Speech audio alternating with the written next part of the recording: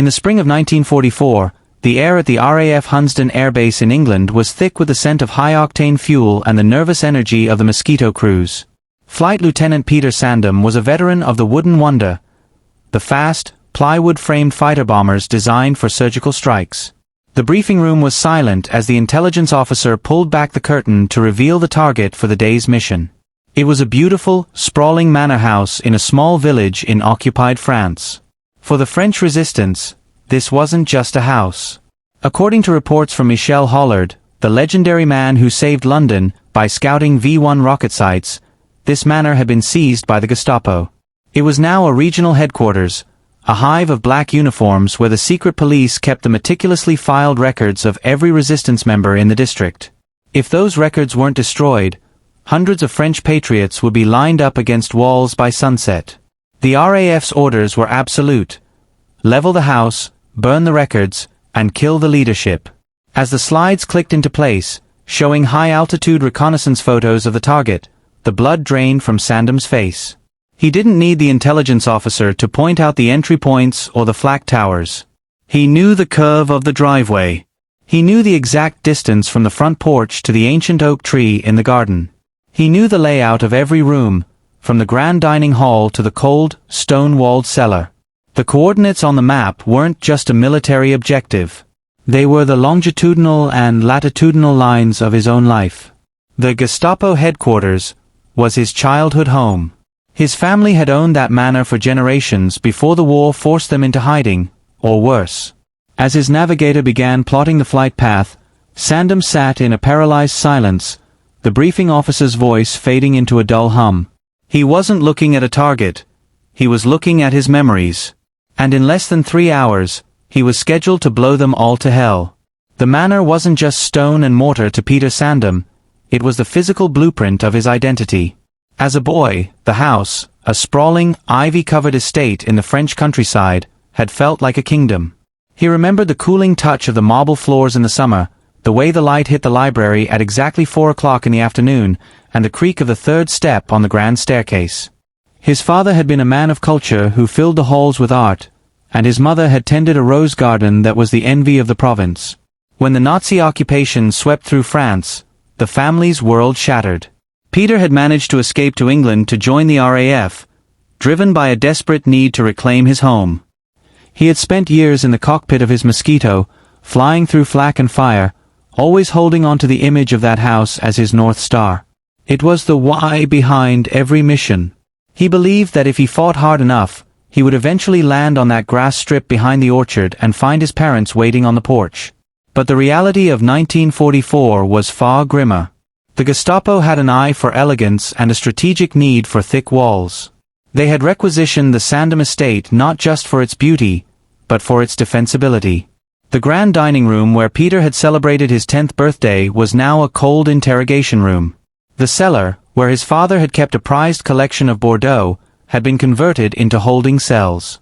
The black uniformed officers of the Sicherheitsdienst, SD, walked the halls with polished boots, filing away the names of terrorists, the brave men and women of the resistance, in the very cabinets where Peter's mother had kept the family linens. Peter looked at his navigator, a man who saw the target as nothing more than Objective 42. To the RAF, the house was a hive of vipers that needed to be smoked out. To Michel Hollard and the resistance, it was a ticking time bomb of information that threatened to dismantle the underground network before the D-Day landings. Sandham realized that his home had been desecrated. It was no longer a sanctuary, but a weapon being used against his own people. Yet, a terrifying question haunted the back of his mind. Where were his parents? Intelligence couldn't confirm if the former owners had been deported, killed, or, as was common in some rural areas, forced to live in the servants' quarters or the cellar to act as house staff for the high-ranking Nazi officers. To hit the house was to risk becoming his own family's executioner. The flight across the channel was a blur of silver mist and adrenaline. Sandham pushed the twin Merlin engines of his Mosquito to their limits, the wooden airframe vibrating with a violent, rhythmic hum. Usually, the Wooden Wonder felt like an extension of his own body, but today, it felt like a coffin. As they crossed the French coastline at treetop level to stay beneath the German radar, every landmark they passed felt like a serrated blade across Peter's heart. He knew these orchards, He knew the church spires. He was navigating by the geography of his soul. 3 minutes to target, the navigator called out over the intercom, his voice clinical and steady.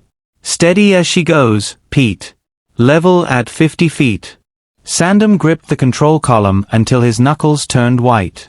As they crested a final rise, the manor appeared.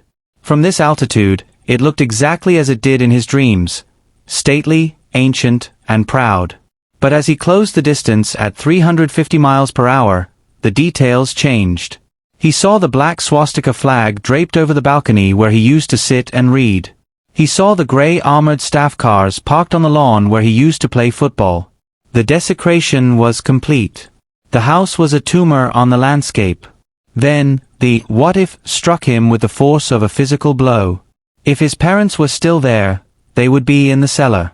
The RAF used delayed action fuses for these strikes, bombs designed to punch through the roof and floors before detonating in the basement to ensure the destruction of heavy filing cabinets and reinforced rooms. If he dropped those bombs, he wasn't just destroying the Gestapo, he was sending 500-pound high explosives directly into his parents' last possible refuge. Target in sight. Bomb doors open, the navigator signaled. The manor filled the windscreen. Peter's thumb hovered over the red release button on the control yoke. In that split second, the world slowed down. He saw a figure in a black coat standing in the garden, a Gestapo officer looking up in sudden, paralyzed terror. For a heartbeat, Peter considered pulling up. He could claim a mechanical failure, a fouled sight, or a sudden bank of fog. He could save the stone walls. He could save the possibility that his family was inside. But then he saw the faces of the resistance members he had met in London, men who had been tortured, families who had disappeared because of the records held within those walls. He realized that the house was already dead. It had been killed the moment the first Nazi boot crossed the threshold. He wasn't a son anymore. He was an instrument of the greater good. "Bombs away," he whispered. The plane lurched upward, lightened by the weight of the explosives, as 4 500-pounders began their steep, terminal arc toward the center of his childhood bedroom. The return flight was a hollow victory. As Sandham banked the Mosquito for a final look, he saw the manor engulfed in a boiling pillar of black smoke and orange flame. The roof had collapsed inward, and the stone walls he had once thought indestructible were buckling under the heat. He had succeeded. The Gestapo HQ was a funeral pyre, and the records that threatened the resistance were now nothing but ash drifting over the French countryside. But as the English coast appeared on the horizon, the adrenaline vanished, replaced by a cold, suffocating guilt. In the weeks that followed, Sandham became a ghost within his own squadron. He was awarded for his surgical precision, but the praise felt like an indictment. Every time he closed his eyes, he didn't see the Nazi officers he had killed. He saw his mother's rose garden being vaporized. He saw the library, with its thousands of books and generations of family history, turning into a firestorm. The silence from the French underground was the loudest sound in the world. No word came through the clandestine radio channels about survivors. Peter began to accept a grim reality. In his quest to save the greater good, he had likely committed the ultimate sin. He had become the executioner of his own blood. The psychological toll was devastating. Sandham began to struggle with target fixation, a dangerous pilot's condition where one becomes obsessed with the point of impact. On subsequent missions, he found himself diving lower and staying longer over targets, as if subconsciously searching for a way to join the wreckage he created. His commanding officers noticed the change. The once calculated pilot was becoming reckless. He wasn't flying to win the war anymore. He was flying to escape the image of the burning manor. He stopped writing letters home. There was no home to write to. He stayed in the officers' mess late into the night, staring at the maps of France, tracing the coordinates over and over. He had paid the heavy, personal price of war. He had traded his past for the hope of a future for others. He lived in a state of agonizing limbo until the summer of 1944, when the Allied armies finally broke out of the Normandy beachheads and began the sweep toward his village. Peter requested a ground transfer the moment his sector was liberated. He didn't want to fly over the ruins anymore. He needed to stand in the ashes and find out the truth, no matter how much it broke him. In late 1944, Peter Sandham finally returned to the village of his youth, not as a silhouette in the sky, but as a man on the ground. The drive to the estate was a journey through a graveyard of his own making.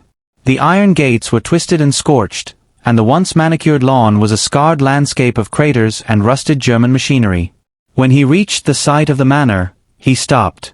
The house was a jagged skeleton of blackened stone. The roof, the grand staircase, and his childhood bedroom were gone, erased by the 4 500-pounders he had delivered with such cold efficiency. He walked toward the debris of the south wing, his boots crunching on shattered marble. The silence was absolute until he heard a faint, rhythmic scratching sound coming from beneath the wreckage of the pantry. Peter began to dig frantically, tearing at the blackened timber and plaster with his bare hands. He remembered a secret his father had shared only with him.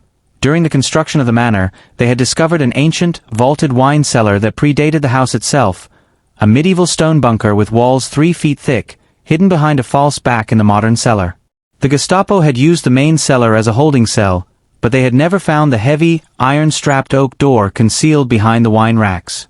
As he cleared a path to the vent pipe, a voice drifted up, weak, raspy, but unmistakable. It was his father. The reunion was a scene of impossible contrast. His parents emerged from the darkness, pale and thin, having survived for weeks on scavenged preserves and rainwater that filtered through the rubble. They had listened to the whistle of the bombs and the roar of the collapsing house above them, unaware that the pilot was their own son. When Peter finally confessed that it was he who had pulled the release, his father didn't turn away in anger. He looked at the ruins of their heritage and then at his son's RAF uniform. "You didn't destroy our home, Peter," he whispered. "The Nazis did that the day they arrived. You only finished the job." The story of Peter Sandham remains one of the most haunting footnotes of the air war over France. It serves as the ultimate personification of the greater good, the cold, mathematical necessity of war that demands the sacrifice of the individual for the survival of the collective. Peter saved the lives of hundreds of resistance members by destroying those records, but he had to be willing to kill his own past to do it. His legacy is one of surgical courage. He proved that true heroism isn't just the absence of fear, but the ability to perform a duty when the cost is your own heart. Today, the rebuilt manor stands as a monument not just to a family, but to the resistance of a nation. Peter Sandham didn't just bomb a house. He purged a sanctuary of its invaders, proving that while stone can be turned to ash, the spirit of a home, and the bond of a family, is truly indestructible.